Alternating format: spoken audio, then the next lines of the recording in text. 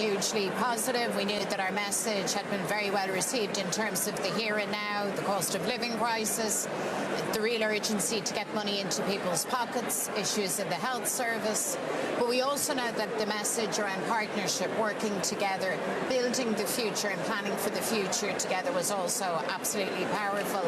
And of course, people could see for the first time the possibility of a nationalist or Republican leading the executive in an inclusive way and working hard for everyone. And that really animated people in a really, really significant way.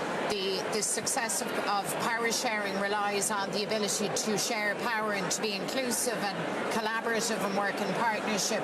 But just remember that this place was organised more than a century ago to ensure that a Michelle O'Neill would never occupy the position of First Minister. So it's a great moment for equality.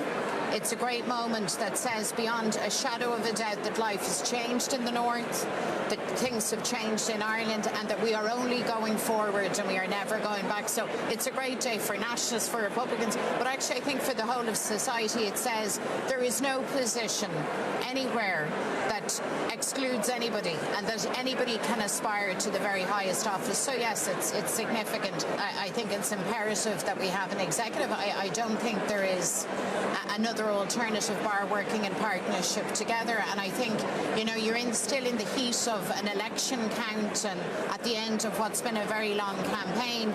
But I think the DUP need to take time to pause, to reflect now.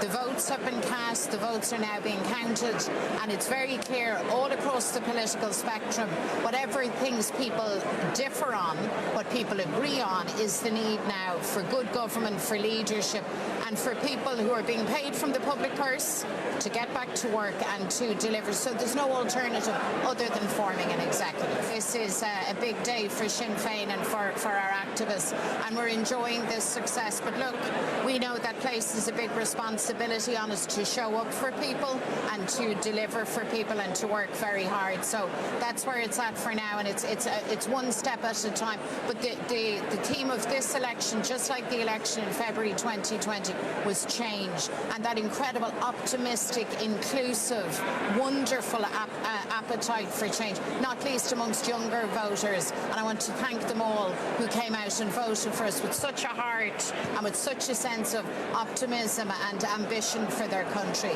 I want to thank them all sincerely.